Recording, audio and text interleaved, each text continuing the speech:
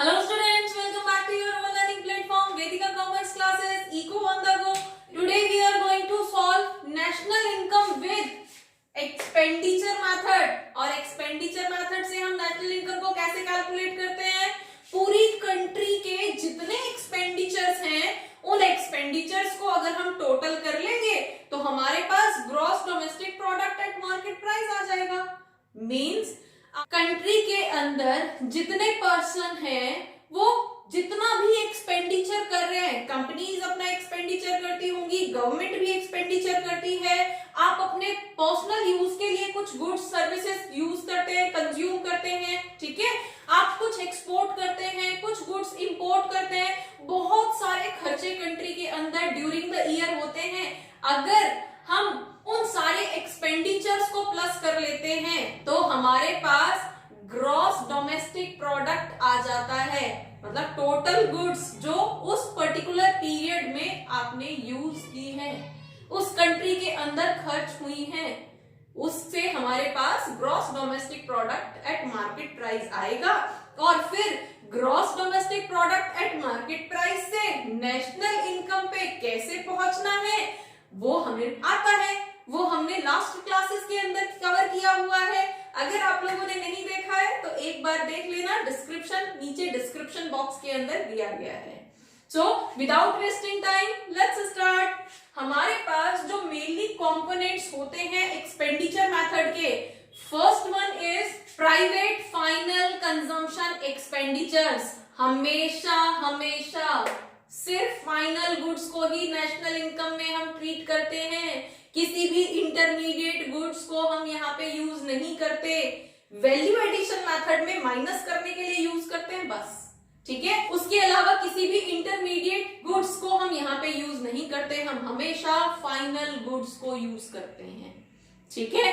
तो private final consumption expenditure, आपने अपने पर्सनल यूज के लिए जो जो गुड्स एंड सर्विसेज परचेज करने में एक्सपेंडिचर किया है उसको हम यहाँ पे प्लस कर लेते हैं। कई बार आपके क्वेश्चन में डायरेक्ट दी गई होती है वैल्यू, कभी कभी आपको कुछ वैल्यूज दे दी जाती हैं कि आपने पर्सनल यूज के लिए फ्रिज खरीदा है, पर्सनल यूज के लिए ये खरीदा है वगैरह वगैरह, तो आप उसको यहाँ पे टोटल कर लोगे, निकल जाएगा।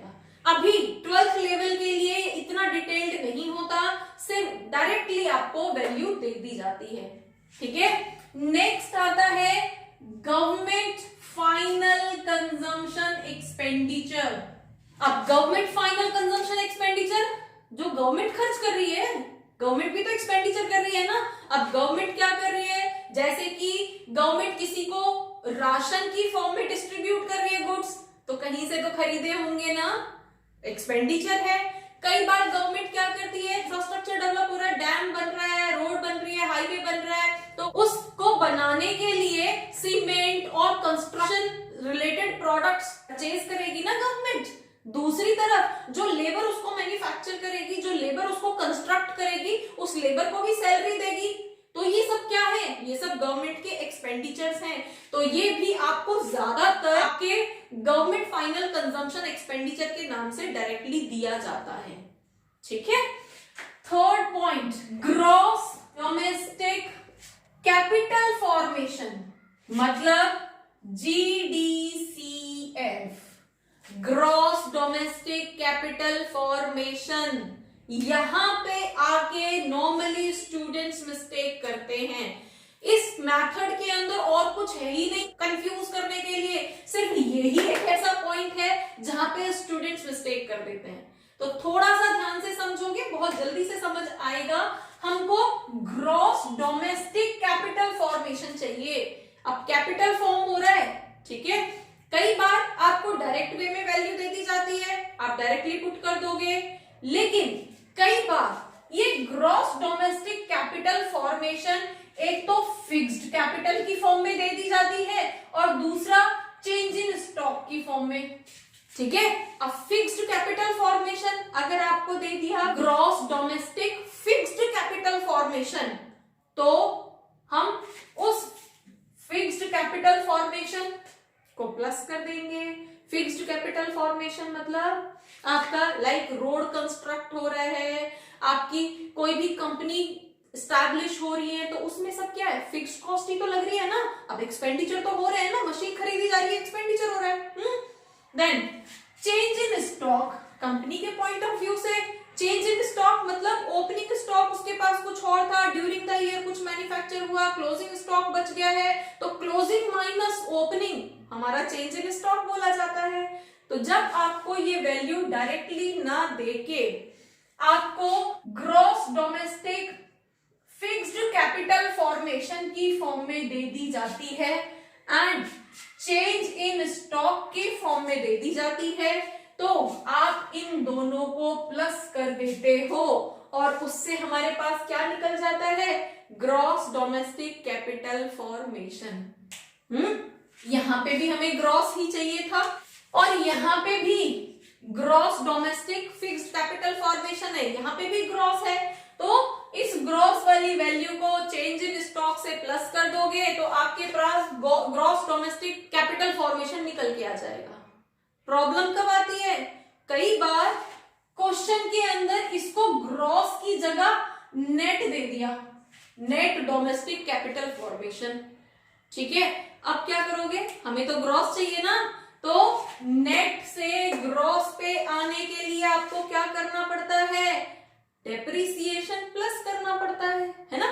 तो क्या करोगे आप, नेट डोमेस्टिक कैपिटल फॉर्मेशन जिसकी वैल्यू आपको क्वेश्चन में दी गई है उसमें डेप्रिसिएशन प्लस कर दोगे तो आपके पास ग्रॉस डोमेस्टिक कैपिटल फॉर्मेशन की वैल्यू आ जाएगी और उस वैल्यू को आप यहां पे पुट कर दोगे, ठीक है। तो आपका क्या था, नेट दिया था, उससे आपने ग्रॉस की वैल्यू निकाल ली, क्या करके, डेप्रिसिएशन प्लस करके, ठीक है। कई बार आपको यहां पे gross domestic fixed capital formation की जगह नेट डोमेस्टिक फिक्स्ड कैपिटल दे दिया जाता है।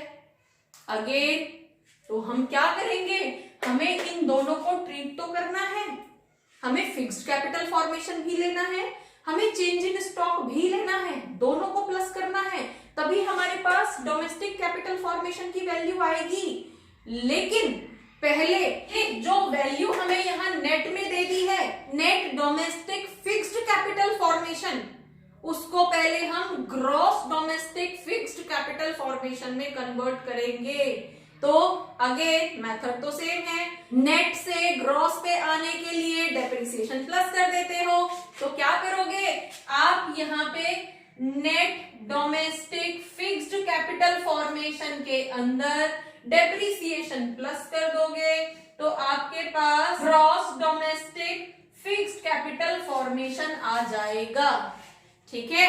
और फिर ये निकालने के लिए इसमें स्टॉक प्लस कर दोगे, है ना, हमें चाहिए ये। एनीवेज हमें या तो ग्रॉस डोमेस्टिक कैपिटल फॉर्मेशन दिया जाएगा और अगर ये नहीं दिया है तो हमें इन दोनों की वैल्यू क्वेश्चन में दी जाएगी। अगर डायरेक्टली ग्रॉस बोल के दी है तो हम उसको डायरेक्टली ले लेंगे और अगर नेट की फॉर्म में दी गई है तो नेट से हम पहले उसको ग्रॉस में कन्वर्ट करेंगे और तब जाके हम देखेंगे कि हमें ये वाली वैल्यू है या ये वाली वैल्यू गिवन है, उसको पुट करेंगे। अगर फिक्स्ड कैपिटल दिया है तो उसमें चेंज इन स्टॉक प्लस करोगे और अगर सिर्फ कैपिटल फॉर्मेशन दिया है तो इट मींस उसमें वो ऑलरेडी इंक्लूडेड है, उसमें उसकी सिर्फ ग्रॉस वाली वैल्यू आपको ढूंढनी है, ठीक है।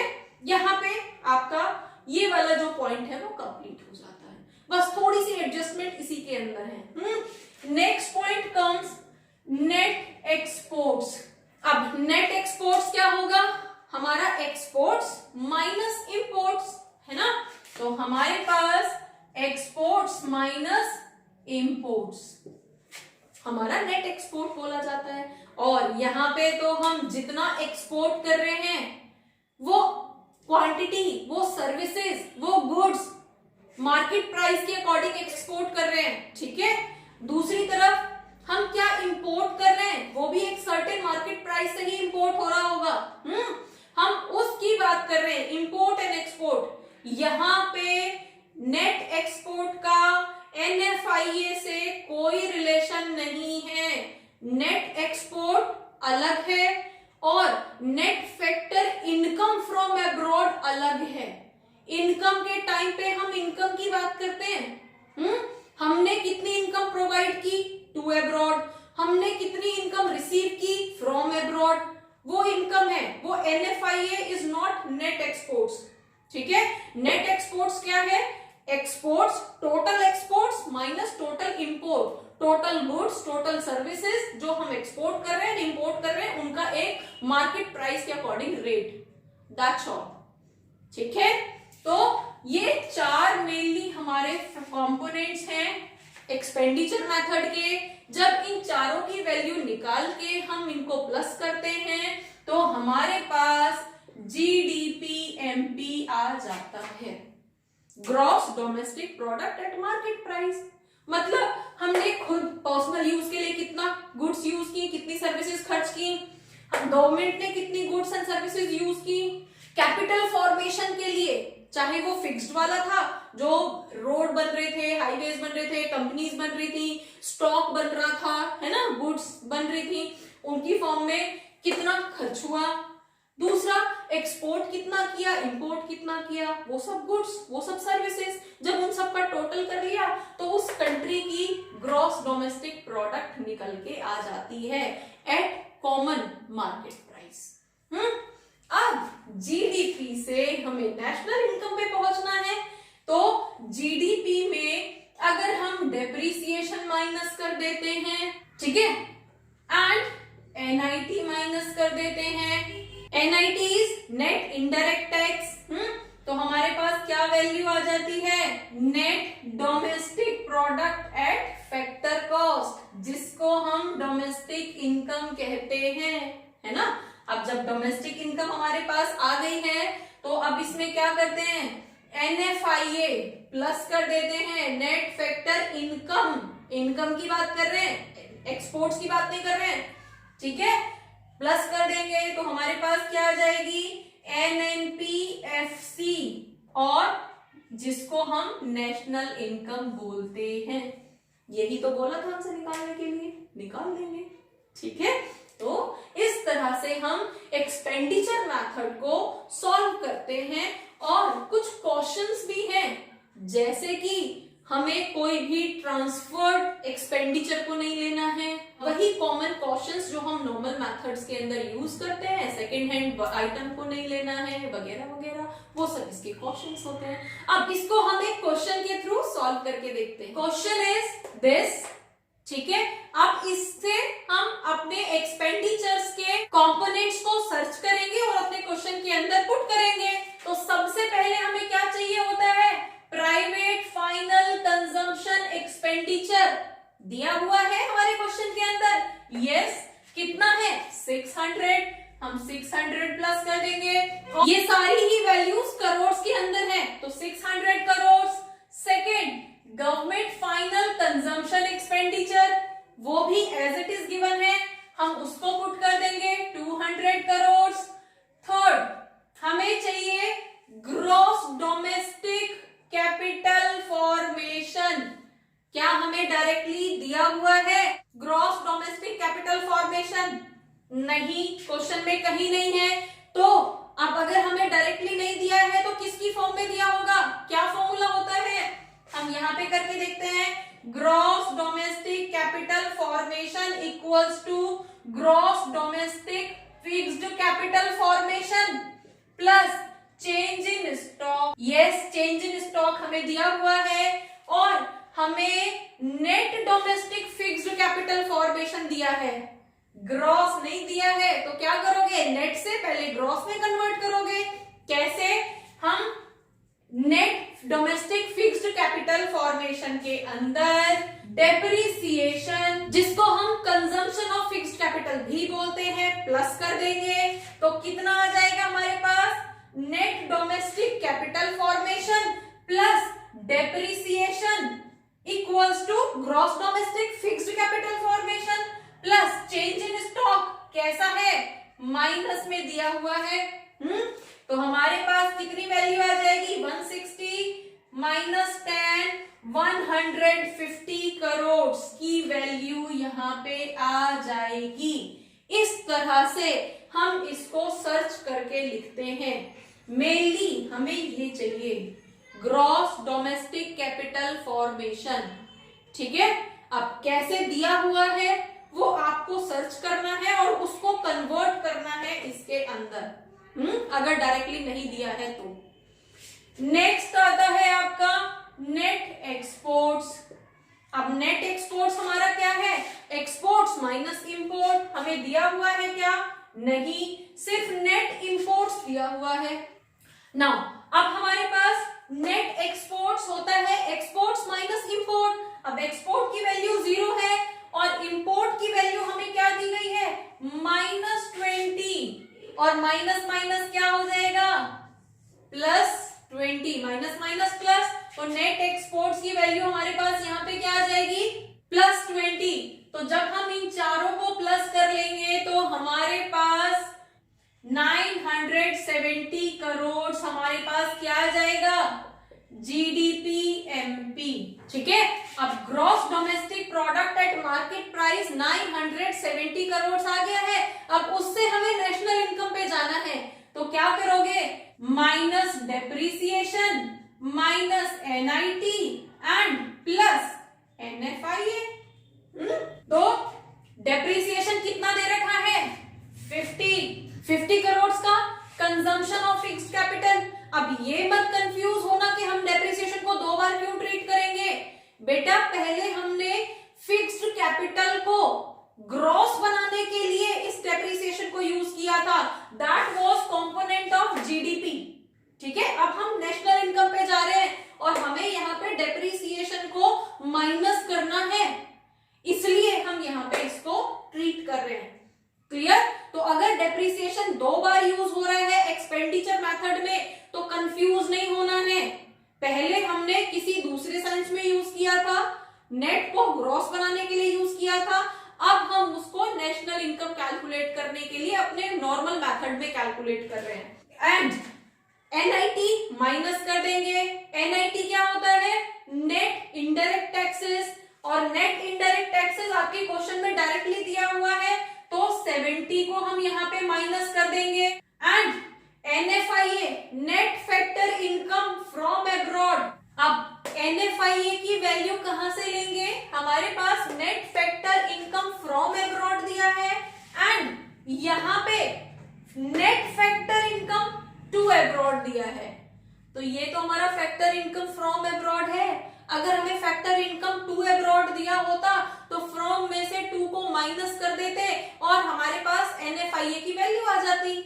लेकिन क्वेश्चन में आपको कंफ्यूज करने के लिए ये 2 वैल्यूज दी हैं। यहाँ पे बोला है फैक्टर इनकम फ्रॉम अब्रॉड और यहाँ पे आपको नेट की वैल्यू दे दी, net factor income to abroad. मतलब जो finally net factor income from abroad minus to abroad जो है उसकी वैल्यू 10 है, मतलब पेमेंट ज्यादा की है आपने, और पेमेंट ज्यादा की है तो NFIA आपका नेगेटिव है और यहाँ पे -10 आ जाएगा। हम इसको कंसीडर ही नहीं करेंगे, है ना। अब ये तो फैक्टर इनकम फ्रॉम दिया होता, उसमें से फैक्टर इनकम 2 माइनस होते, तब जाके हमारे पास NFIA आती, है ना। और यहाँ पे तो आपको डायरेक्टली दे दिया net factor income to abroad मतलब पेमेंट हुई है और वो 10 की हुई है और पेमेंट हुई है तो क्या है हमारे लिए माइनस, है ना। तो यहाँ पे माइनस कर देंगे। अब हमारे पास वैल्यू क्या आएगा, 970 में से जब ये एडजस्टमेंट्स करेंगे तो हमारे पास वैल्यू आएगी 840 करोड़ और ये वैल्यू किसकी आएगी, NNPFC, जिसको हम नेशनल इनकम बोलते हैं।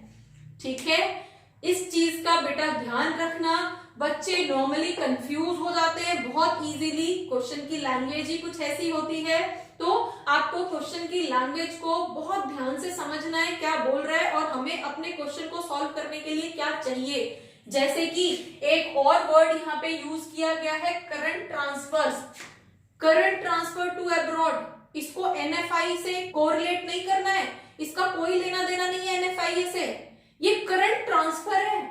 ट्रांसफर और ट्रांसफर्ड एक्सपेंडिचर, इन सबको तो हम लेते ही नहीं है ना नेशनल इनकम के अंदर, तो इसको भी नहीं कंसीडर करना है। तो इस तरह की कुछ चीजें दी जाती हैं जिससे स्टूडेंट्स नॉर्मली कंफ्यूज हो जाते हैं और इतने इजी क्वेश्चन को गलत कर देते हैं। तो बी केयरफुल एंड होपफुली आपको समझ आया होगा। For more